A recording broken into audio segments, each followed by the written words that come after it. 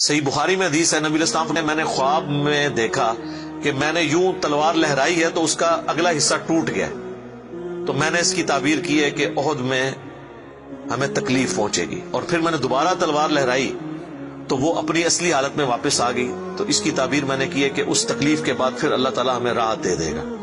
ظاہر ہے کہ پھر الٹیمیٹلی شکست جو ہے وہ فتح شکست میں بدلی، اور پھر شکست سے دوبارہ سے سروائیول تو کم از کم ہوگی، اگرچہ کئی انصاری اصحاب جو ہیں وہ شہید ہوئے، مدینے کا کوئی گھر نہیں بچا تھا جس میں میت نہ ہو، ایک غم کا عالم تو تھا۔ مہاجرین میں سے بھی حضرت حمزہ بن عبد المطلب، ان کا غم ہی رسول اللہ کے لیے بہت بڑا تھا، وہ آپ کے بھائیوں کی جگہ بھی تھے اور چچا بھی تھے، دودھ پیتے، رضاعت کا رشتہ بھی تھا ان سے، بھائی والا بھی، آرمی چیف بھی تھے، بدر میں بھی، احد کے اندر بھی، تو حضور کے لیے وہ بھی غم بہت تھا۔ حضرت حمزہ بن عبد المطلب کا غم اتنا بڑا غم تھا کہ صحیح بخاری میں ایک پورا چیپٹر ہے غزوہ احد کے چیپٹر کے اندر نا، اس کا عنوان ہی ہے حضرت حمزہ بن عبد المطلب کی شہادت،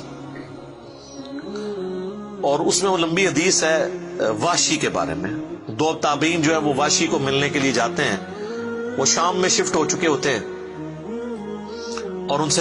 حضرت حمزہ کا قتل کے بارے میں پوچھتے ہیں، تو وحشی بتاتے ہیں کہ جی میری یعنی ڈیوٹی لگائی گئی تھی جبیر بن مطعم کی طرف سے۔ خیر وہ جبیر بن مطعم بعد میں وہ بھی مسلمان ہو گئے، وہ بھی صحابی ہیں، اور ہند جو بیوی تھی ابو سفیان کی، اس نے اپنے باپ کا بھائیوں کا بدلہ لینا تھا، تو وہ کہتے ہیں میں ایک پتھر کے پیچھے چھپ گیا اور میں انتظار میں رہا کہ میں موقع ملتے ہی سامنے آ کے وہ نہیں لڑا، اس نے چھپ کے جو ہے نا وہ نیزے کا وار کیا، اور وہ کہتے ہیں ناف والی جگہ پہ میں نے نیزہ مارا اور وہ آر پار ہو گیا، اس کی وجہ سے حضرت حمزہ کی ڈیتھ ہو گئی۔ اور پھر کہتے ہیں میں جب مسلمانوں کو اللہ نے غلبہ دیا تو میں مکہ بھی چھوڑ کے، یعنی فتح مکہ کے بعد طائف چلا گیا، طائف میں نے سکونت اختیار کر لی، تو بالآخر طائف میں بھی اسلام پہنچ گیا، وہاں کے قبائل نے بھی اسلام قبول کر لیا، چاروں ناچار میرے پاس کوئی حل نہیں تھا، تو مجھے میرے ساتھیوں نے کہا کہ رسول اللہ معاف کرنے والے ہیں، تم حضور کے سامنے پیش ہو، اللہ تعالیٰ تمہاری غلطی معاف کر دے گا، تو میں بھی ان لوگوں کے ساتھ چلا گیا۔ اب وہ نبی علیہ السلام کے سامنے پیش ہوئے، صحیح بخاری کے الفاظ ہیں کہ نبی علیہ السلام نے پوچھا واشی کہ یا رسول اللہ واشی ہوں، قاتل حمزہ کہ یا رسول اللہ۔ آپ امیجن کریں، آپ فرمایا کہ واشی تیرا جو یہ عذر ہے میں اس اعتبار سے اسلام قبول کرتا ہوں، لیکن کیا تم یہ کر سکتے ہو کہ مجھے اپنی شکل دوبارہ نہیں دکھانی؟ اچھا یہ حضور کا ہی حوصلہ تھا، ادروائز تو اس کا گاٹا اترنا چاہیے تھا،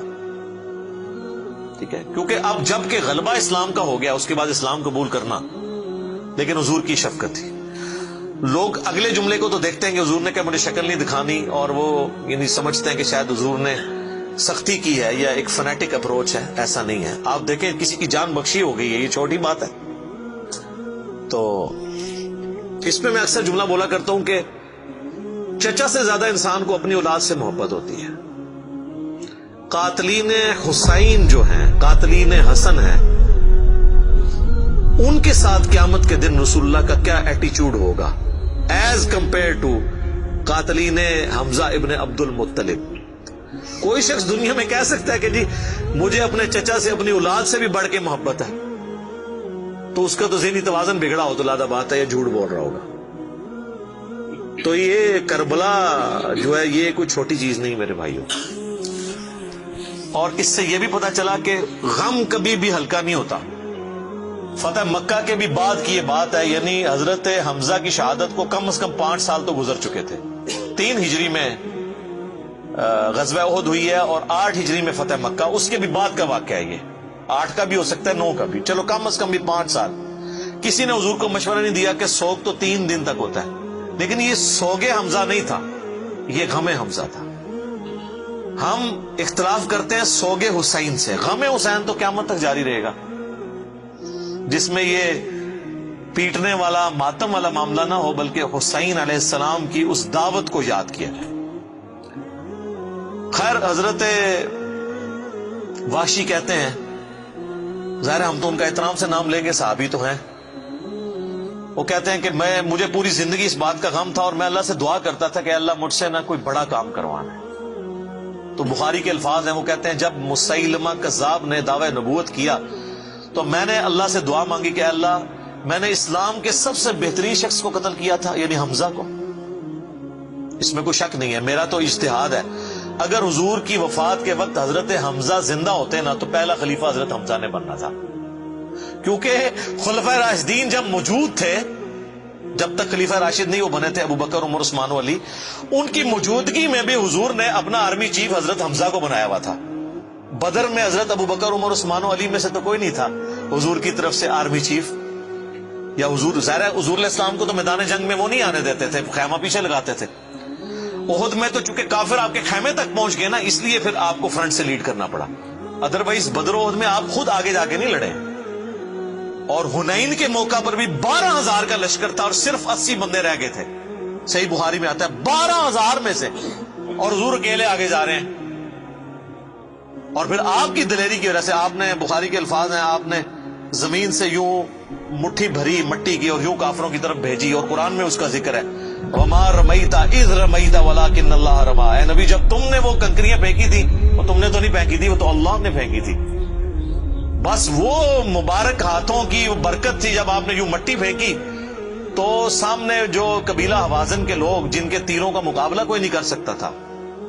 ہر ایک کی آنکھ تک وہ کنکر پہنچا، وہ اندھے ہو گئے، اور حضور فرنٹ سے لیڈ کرتے ہوئے انا النبی لا کذب، میں نبی ہوں اس میں کوئی شک نہیں، میں عبد المطلب کا بیٹا ہوں اس میں کوئی شک نہیں، یہ آپ علیہ السلام یہ اشعار پڑھتے ہوئے آگے گئے۔ تو نبی صلی اللہ علیہ وآلہ وسلم کے لیے حمزہ ابن عبد المطلب کی بڑی اہمیت تھی۔ تو اب واشی کہتا ہے جب مسیلمہ کذاب نے دعوی نبوت کیا تو میں نے اللہ سے دعا مانگی۔ دیکھیں اللہ تعالیٰ سب کی دعائیں سننے والا ہے،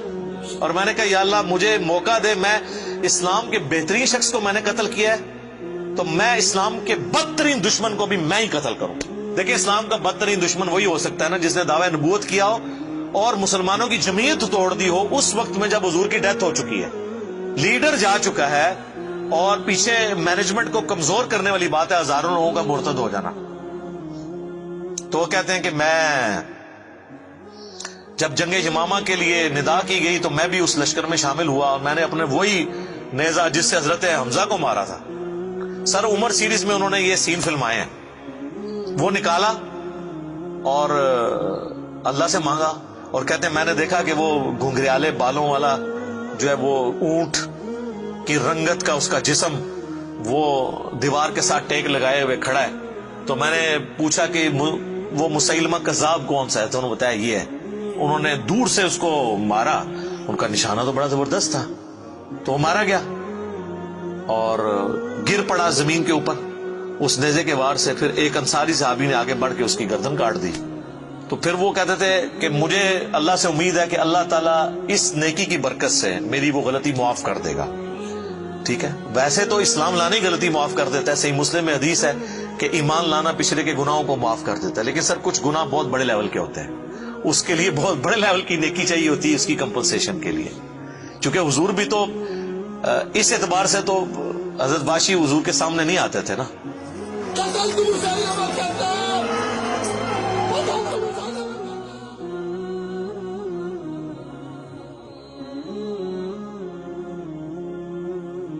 اور یہ کتنی بڑی ان کے لیے تکلیف دہ چیز تھی کہ جس نبی کا کلمہ پڑھا ہے وہ کہہ رہے ہیں مجھے شکل نہیں دکھانی۔ آپ اس تکلیف کو سوچ سکتے ہیں۔ ہاں اب میں یہ سمجھتا ہوں، اللہ سے امید کرتا ہوں کہ قیامت والے دن حضرت واشی حضور کے سامنے اس اعتبار سے پیش ہو سکتے ہیں کہ مجھ سے یہ غلطی ہوئی تو یا رسول اللہ دیکھیں آپ کے سب سے بڑے دشمن کو بھی میں نہیں قتل کیا، تو یہ بہت بڑی سعادت ان کو ملی۔ رضی اللہ عنہم اجمعین وعلیہم السلام۔ صلاۃ بر محمد وآل محمد، اللہم صلی علی محمد وعلی آل محمد